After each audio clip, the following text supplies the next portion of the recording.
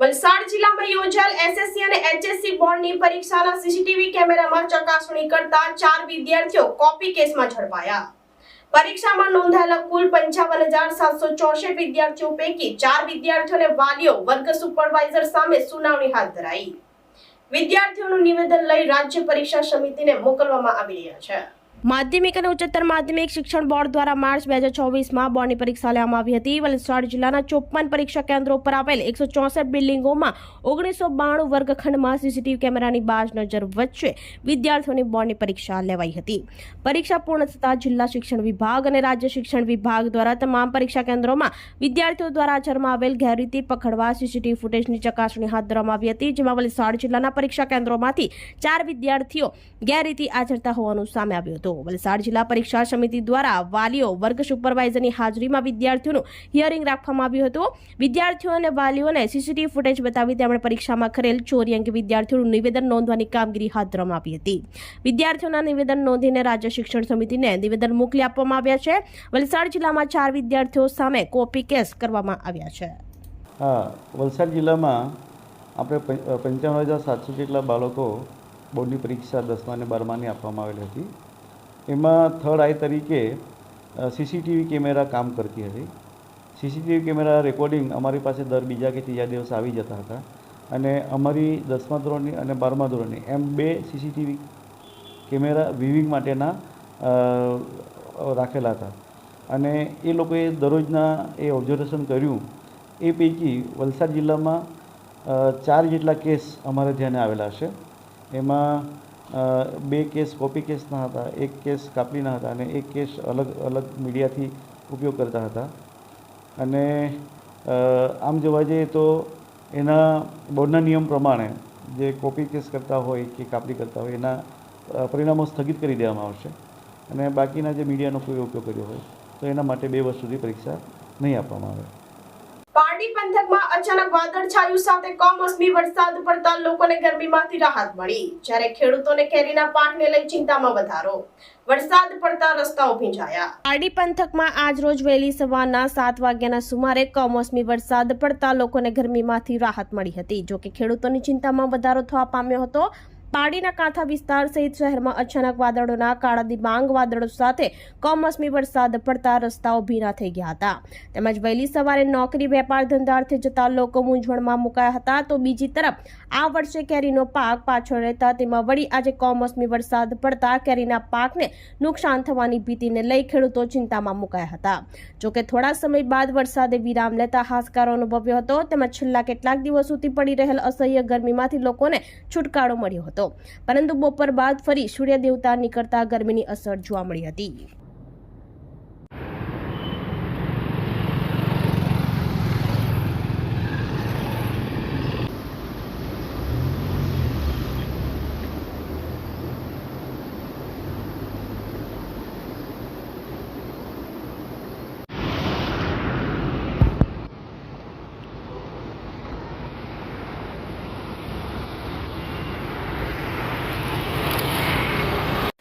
Hospital દ્વારા ચૂંટણી બંદોબસ્તમાં આવેલા ઝારખંડના આર્મી પોલીસ જવાનોનો ફ્રી મેડિકલ ચેકઅપ કેમ્પ યોજાયો.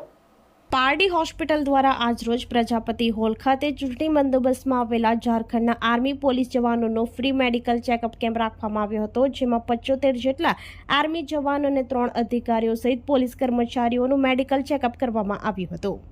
પારડી પોલીસ મથકના PIGR ગઢવીની ઉપસ્થિતિમાં પારડી હોસ્પિટલના ડોક્ટર MM કુરેશીના માર્ગદર્શન હેઠળ હોસ્પિટલના તબીબો અને સ્ટાફ ટીમે પોલીસ જવાનોના મેડિકલ ચેકઅપ કર્યા હતા અને જરૂરી દવા સાથે માર્ગદર્શન આપવામાં આવ્યું હતું. ચૂંટણીના બંદોબસ્તમાં કામગીરી કરવા માટે અન્ય રાજ્યથી આવેલા આર્મી પોલીસ જવાનોની સંપૂર્ણ નિઃશુલ્ક મેડિકલ તપાસ કરવામાં આવી હતી.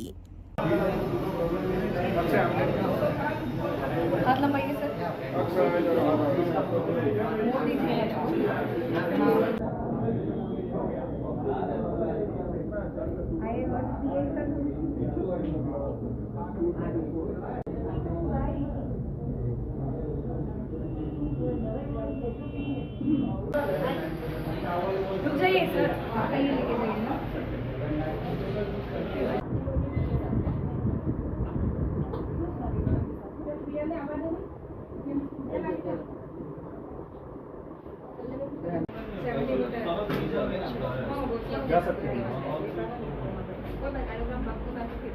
ECG માટે બેબી की જરૂર પડી તમે એને ચેક કરી દે.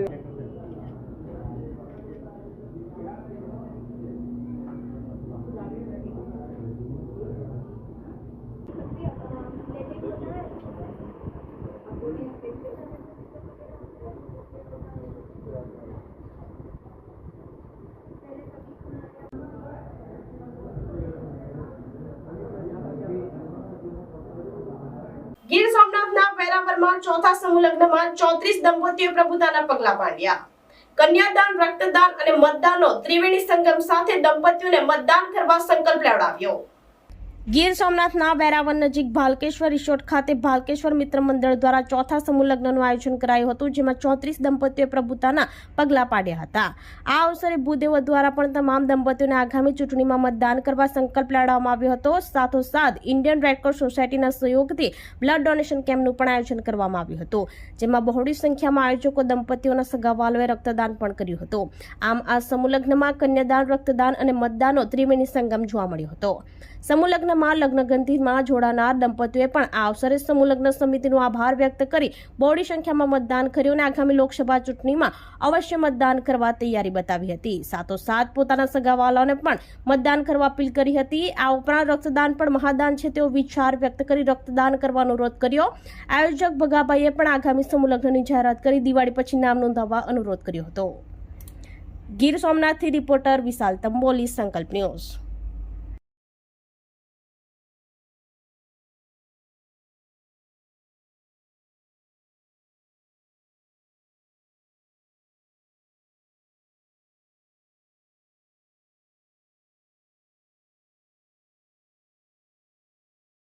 જે મારો પરિચય ભગવાનભાઈ ભીમાભાઈ સોલંકી, ભાલકેશ્વર રિસોર્ટ, ભાલપરા. ભગવાનભાઈ, ચૂંટણીનો પર્વ ચાલે છે, તમે ગામના અગ્રણી છો, લોકો અત્યારે ચૂંટણીમાં ગળાડૂબ છે અને ભગવાનભાઈને આ વિચાર આવવાનો હેતુ શું?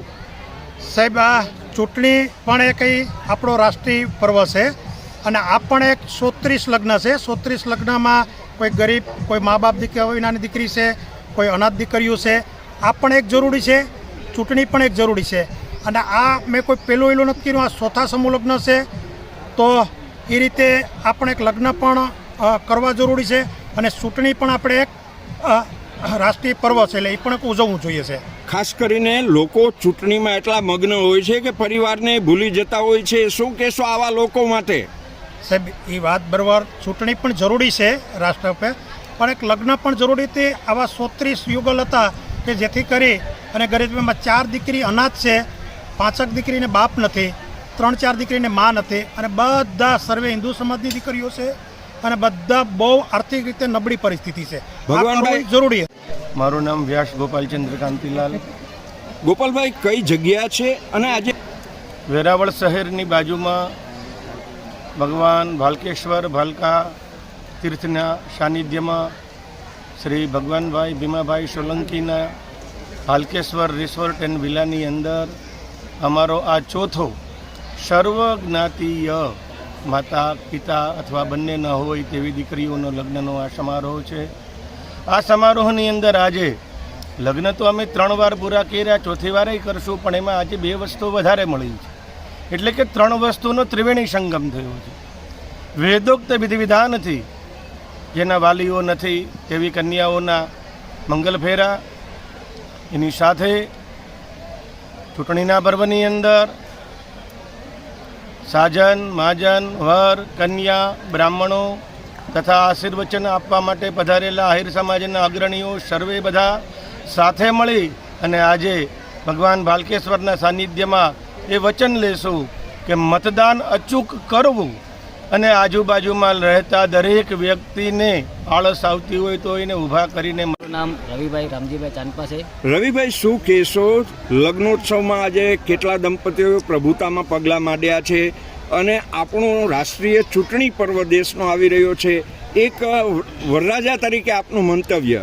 અમે આજે સોમનાથ જિલ્લાના નજીકના વિસ્તારમાં ભાલકેશ્વર ભગાભાઈ ભીમાભાઈ સોલંકી દ્વારા કરવામાં આવેલ 34 દંપતીઓના નવજીવન લગ્ન પ્રસંગમાં પ્રભુતામાં પગલાં પાડ્યા છે.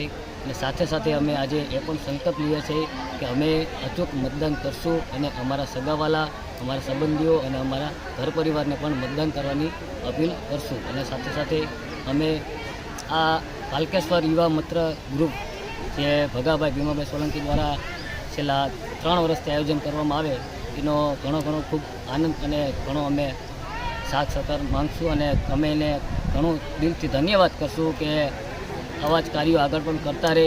ખાસ કરીને જ્યારે એનું કારણ કે આજે 34 દંપતીઓ લગ્નમાં જોડાયા, સાથે સાથે આપણે ચૂંટણી પણ લોકસભાની આવે છે તો ઘણા બધી અહીંયા ટૂંકમાં ચૂંટણીના હોદ્દેદારો શ્રી આવેલા, કોઈ વાતચીત કરેલા. અને ચૂંટણી એક એવું વસ્તુ છે કે મતદાન એક દાન છે. જેમ અત્યારે ભગાભાઈ જે દીકરીઓને દાન કરે છે એમ ચૂંટણી પણ એક દાન છે, એટલે મતદાન પણ કરવું.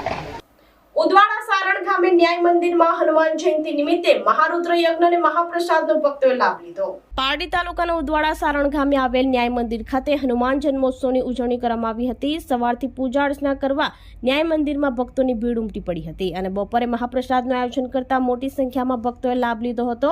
આ અંગે મંદિરના સંચાલક રિંકલભાઈ પટેલે જણાવ્યું હતું કે હનુમાન જયંતિ અને પૂનમના દિને રાત્રિના મહારુદ્ર યજ્ઞમાં ભક્તો જોડાયા હતા. અહીં દર પૂનમના દિવસે મહાપ્રસાદનું આયોજન કરવામાં આવે છે. ન્યાય મંદિર ભક્તો માટે આસ્થારૂપ બની રહ્યું છે.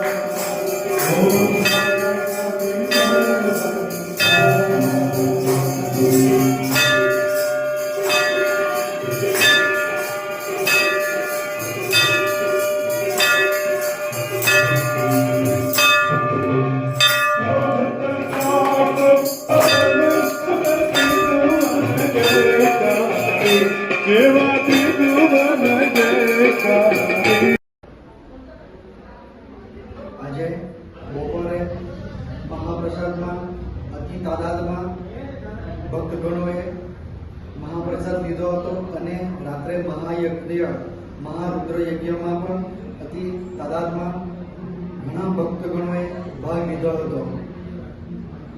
અને આજે મહાઆરતી થઈ હનુમાનજી મહારાજની અને મંદિરની